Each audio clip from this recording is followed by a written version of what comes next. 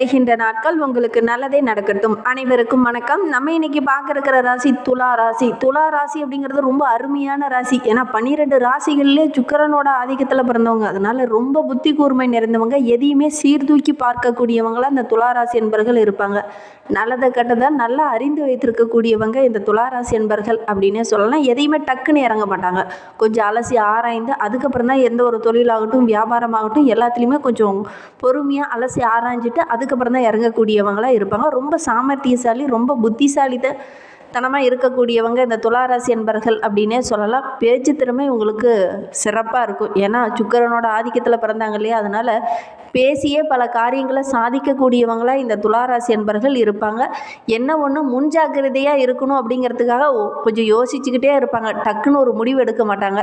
அதனால் மற்றவங்களுக்கு கொஞ்சம் கோபம் வரும். என்ன ஒரு டக்குன்னு முடிவே எடுக்க மாட்டேங்கிறாங்களே, ரொம்ப நேரம் யோசிக்கிறான், பார்க்கலாம் அப்படிங்கிற மாதிரியே யோசிக்கிறாங்களே, டக்குன்னு ஒரு முடிவுக்கு வர மாட்டேங்கிறாங்களே அப்படிங்கிற மாதிரி குடும்ப உறுப்பினர்கள்லாம் கொஞ்சம் யோசிப்பாங்க. வாழ்க்கையை ரொம்ப சந்தோஷமாக அனுபவித்து வாழணும், ரொம்ப சுகபோகமத்தோடு வாழணும் அப்படின்னு நினைக்கக்கூடியவங்க இந்த துளாராசி என்பர்கள் அப்படின்னே சொல்லலாம். இந்த லக்னத்தில் பிறந்தவங்க பெரும்பாலும் பார்த்திங்கன்னா கொஞ்சம் சின்ன சின்ன இடர்பாடுகள் அப்பப்போ இவங்களுடைய வாழ்க்கை துணை அமைந்ததுக்கப்புறம் பார்த்திங்கன்னா சின்ன சின்ன இடர்பாடுகள் இவங்க சந்திக்க வேண்டிய ஒரு சூழ்நிலை பெரும்பாலும் இந்த துளாராசி என்பர்களுக்கு அமைந்துடும். உங்களுக்கும் திருமணத்துக்கு அப்புறம் பார்த்திங்கன்னா சின்ன சின்ன இடர்பாடுகள் உங்களுடைய வாழ்க்கையில் வந்ததா அப்படிங்கிறத மறக்காமல் எங்களுடைய கமெண்ட் பாக்ஸில் தெரிவிங்க.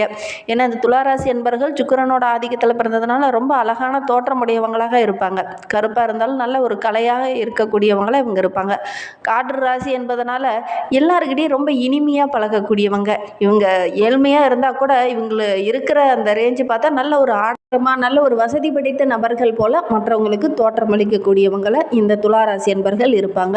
கோபம் இவங்களுக்கு டக்குன்னு வந்துடும். யாராவது ஒரு தப்பாக ஒரு விஷயத்தில் ஈடுபடுறாங்க அப்படின்னா டக்குன்னு கோபப்பட்டு அந்த இடத்துலையே அவங்கக்கிட்ட வாதாடக்கூடியவங்களும் இந்த துளாராசி என்பர்கள் இருப்பாங்க.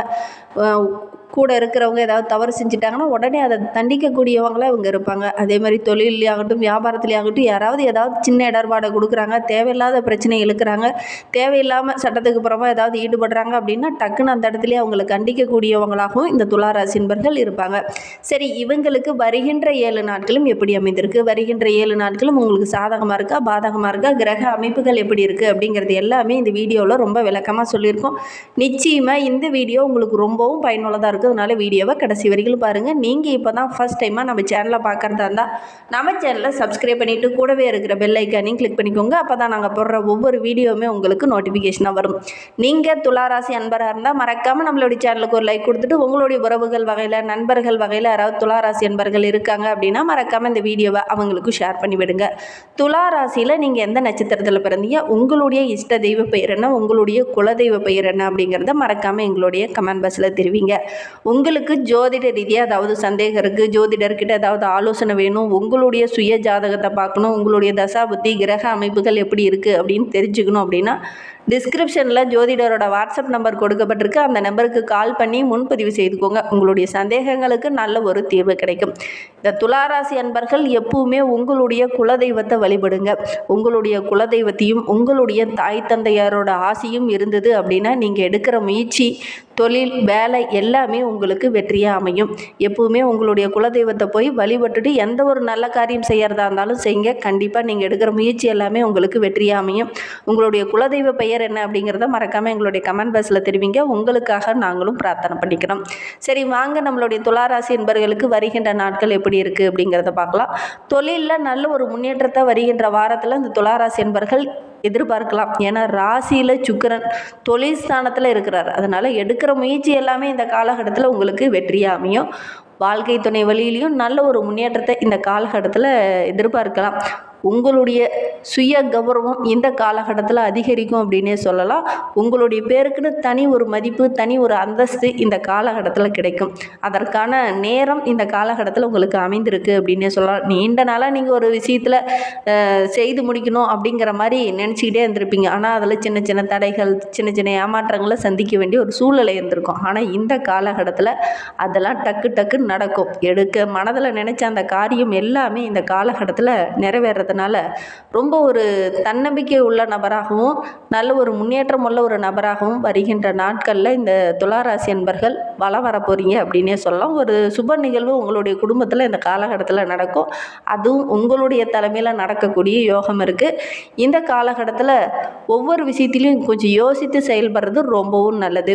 தொழிலில் புதிய திட்டங்கள்லாம் இந்த காலகட்டத்தில் தீட்டுவீங்க. அதன் மூலிமா நல்ல ஒரு ஆதாயம் கிடைக்கக்கூடிய யோகம் இருக்குது. ஒரு சிலருக்கெல்லாம் புதுசாக ஒரு பதவியோ அல்லது முக்கிய பொறுப்போ இந்த காலகட்டத்தில் உங்களுக்கு கிடைக்கும். அதன் மூலிமா வருமானம் இரட்டிப்பாகக்கூடிய யோகம் இந்த துளாராசி என்பவர்களுக்கு அமைந்திருக்கு அப்படின்னே சொல்லலாம். புதிய தொழில் தொடங்குவீங்க. அதன் மூலிமா நல்ல ஒரு லாபம் கிடைக்கும்.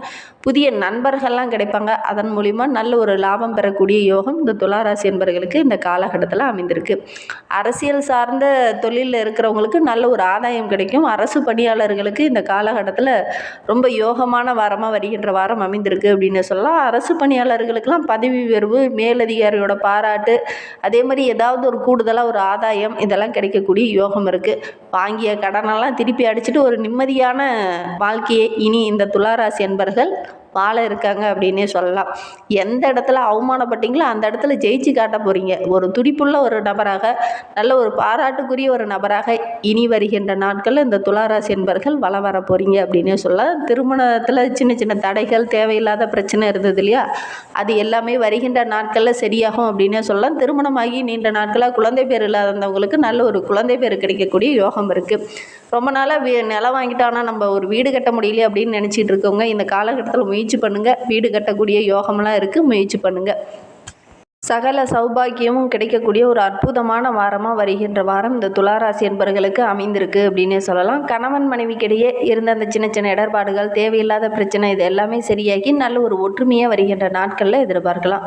ஒரு சிலர்லாம் இந்த காலகட்டத்தில் காதலிச்சவங்களே திருமணம் செய்யக்கூடிய ஒரு யோகம் இந்த காலகட்டத்தில் இருக்குது. குடும்பத்தோடு எங்கேயாவது உல்லாசமாக வெளியில் எங்கேயாவது பயணம் செல்லக்கூடிய வாய்ப்பெலாம் இந்த காலகட்டத்தில் அமையும்.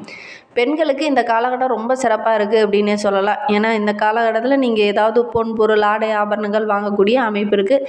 நீண்ட நாளாக வாங்கலாம்னு நினச்சிட்டு இருந்த பொருளெல்லாம் இந்த காலகட்டத்தில் வாங்குவீங்க. குறிப்பாக வீட்டுக்கு தேவையான ஆடம்பர பொருளெல்லாம் இந்த காலகட்டத்தில் வாங்கக்கூடிய யோகம் இருக்குது. பிரதோஷ நாளில் இந்த துளாராசி அன்பர்கள் சந்தன அபிஷேகம் செய்து வழிபடுங்க.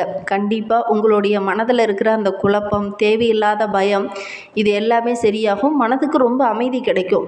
பிரதோஷ நாளில் போய் நந்தீஸ்வரருக்கு சந்தன அபிஷேகம் செஞ்சு பாருங்கள். உங்களுடைய வாழ்க்கை அப்படியே டோட்டலாக சேஞ்ச் ஆகும். நம்பிக்கையோடு செஞ்சு பாருங்கள். உங்களுடைய பொருளாதார நிலையும் படிப்படியாக உயர ஆரம்பிக்கும். இந்த ஒரு விஷயத்தை மட்டும் இந்த துளாராசி என்பர்கள் செஞ்சு பாருங்கள். இந்த துளாராசியில் பிறந்த 3 நட்சத்திரக்காரர்களுக்கும் அடுத்து வருகின்ற 7 நாட்களும் எப்படி அமைந்திருக்கு அப்படிங்கிறத பார்க்கலாம். துளாராசியில் சித்திரை 3-4 பாதங்களில் பிறந்தவங்களுக்கு வருகின்ற 7 நாட்களும் ரொம்ப சிறப்பாக இருக்குது அப்படின்னே சொல்லலாம். இருந்தாலும் விரைய செவ்வாய் இருக்கிறதுனால கொஞ்சம் அலைச்சல் இருக்கும். அலைஞ்சி ஓரளவுக்கு ஆதாயத்தை பெறக்கூடிய அமைப்பு இருக்குது. எதிர்பாராமல் திடீர்னு சின்ன சின்ன செலவுகள் கொஞ்சம் வரும். லாபக்கேது இருக்கிறதுனால ஓரளவுக்கு சமாளிக்க முடியும். சூரியனும் வரவுக்குரிய இடத்துல இருக்கிறதுனால ஓரளவுக்கு வரவு அதிகரிக்கும். கடன் வாங்க வேண்டிய ஒரு சூழ்நிலை இந்த காலகட்டத்தில் ஏற்படாது. நெருக்கடிகள் கொஞ்சம் குறையும். தொழிலில் நல்ல ஒரு முன்னேற்றத்தை எதிர்பார்க்கலாம். ஒரு சிலருக்கு புதிய சொத்து வாங்கக்கூடிய அமைப்பு இந்த சித்திரை நட்சத்திரக்காரர்களுக்கு இந்த காலகட்டத்தில் அமைந்திருக்கு. சுவாதி நட்சத்திரத்தில் பிறந்தவங்களுக்கு அடுத்து வருகின்ற 7 நாட்களும் எப்படி அமைந்திருக்கு அப்படிங்கிறத பார்க்கலாம். ராகு பகவானுக்கு குருவோடைய பார்வை இருக்கிறது. சின்ன சின்ன நெருக்கடிகள் இந்த காலகட்டத்தில் உங்களை விட்டு விலக ஆரம்பிக்கும். சொத்தில் ஏற்பட்ட அந்த வீண் விவகாரம் எல்லாமே இந்த காலகட்டத்தில் உங்களுக்கு சாதகமாக அமைந்திருக்கு அப்படின்னே சொல்லலாம். தொழிலில் நல்ல ஒரு முன்னேற்றம் இருக்கும். லாப சூரியனால் அரசு வழியில் நீங்கள் முயற்சி செய்கிற ஒவ்வொரு விஷயமே உங்களுக்கு வெற்றி அமையும். குறிப்பாக அரசாங்க வேலையில் இருக்கிறவங்களுக்கு இது ரொம்ப யோகமான வாரமாக வருகின்ற வாரம் அமைந்திருக்கு. உயர் பதவியோ அல்லது மேல் அதிகாரியோட பாராட்டோ இந்த காலகட்டத்தில் கிடைக்கும். வேலை தேடிட்டு இருக்கிற மாணவர்களுக்கு இந்த காலகட்டத்தில் நீங்கள் எதிர்பார்த்து இந்த வேலை கிடைக்கக்கூடிய யோகம் இருக்குது. குறிப்பாக நாங்கள் தேர்வு எழுதிக்கிட்டே இருக்கோம், ஆனால் எங்களுக்கு வேலை கிடைக்கல அப்படின்னு கவலைப்பட்டுட்டு இருந்த சுவாதி நட்சத்திரக்காரர்களுக்கு இந்த காலகட்டத்தில் முயற்சி பண்ணிங்க அப்படின்னா ஓரளவுக்கு வேலை கிடைக்கக்கூடிய, குறிப்பாக அரசாங்க வேலையே கிடைக்கக்கூடிய யோகம் இருக்குது. விசாகம் 1, 2, 3 பாதங்களில் பிறந்தவங்களுக்கு வருகின்ற 7 நாட்களும் ரொம்ப சிறப்பாக இருக்குது அப்படின்னு சொல்லலாம். ஏன்னா குருவோடைய சஞ்சாரம் கொஞ்சம் இருக்கிறதுனால ஓரளவுக்கு சின்ன சின்ன இடர்பாடுகள் வந்தாலும் அதை சமாளிக்கக்கூடிய ஒரு திறனுள்ள ஒரு நபராக இந்த விசாகம் நட்சத்திரக்காரங்க வருகின்ற நாட்களில் வள வருவீங்க. பண வரத்து ஓரளவுக்கு சிறப்பாக இருக்குது. பொன் பொருள் ஆடை ஆபரணங்கள் வாங்கக்கூடிய அமைப்பு இருக்குது. திருமண வயதில் இருக்கிறவங்களுக்கு நல்ல ஒரு வரன் அமையும். திருமணமாக்கி நீண்ட நாட்களாக குழந்தை பேர் இல்லாதவங்களுக்கு நல்ல ஒரு சந்தான பாக்கியம் கிடைக்கக்கூடிய யோகம் இருக்குது. வியாபாரத்தில் நல்ல ஒரு முன்னேற்றத்தை எதிர்பார்க்கலாம். என்ன ஒன்று சின்ன சின்ன தடைகள் வரும், கொஞ்சம் போராட வேண்டிய ஒரு சூழ்நிலை இருக்கும். மற்றபடி வருகின்ற நாட்கள் ரொம்ப சிறப்பாக இருக்குது அப்படின்னே சொல்லலாம். இன்னுமே வாழ்க்கை ரொம்ப அருமையாக இருக்கணும், சிறப்பாக இருக்கணும் அப்படின்னு நினைக்கிறவங்க உங்களுடைய குலதெய்வத்தை வழிபடுங்க. உங்களுடைய வாழ்க்கை ரொம்ப சிறப்பாக இருக்கும். முடிந்தால் பக்கத்தில் இருக்கிற லட்சுமி நரசிம்மர் ஆலயத்துக்கு சென்று ஒரு தீபம் ஏற்றி வழிபட்டுட்டு வாங்க. நெய் தீபம் ஏற்றி வழிபடுங்க. உங்களுடைய வாழ்க்கையில் உள்ள அந்த சுப தடைகள் எல்லாமே நீங்கும். சுபகாரியெல்லாம் உங்கள் வீட்டில் ரொம்ப தடையாகவே இருக்குது, பிரச்சனையாக இருக்குது அப்படின்னு நினைக்கிறவங்க நெய் தீபம் ஏற்றி வழிபடுங்க. கண்டிப்பாக நல்ல ஒரு மாற்றம் வரும். இந்த மாதிரி பயனுள்ள தகவலை தொடர்ந்து கேட்க நம்ம சேனலை சப்ஸ்கிரைப் பண்ணிக்கோங்க. கூடவே இருக்கிற பெல் ஐக்கானையும் கிளிக் பண்ணிக்கோங்க.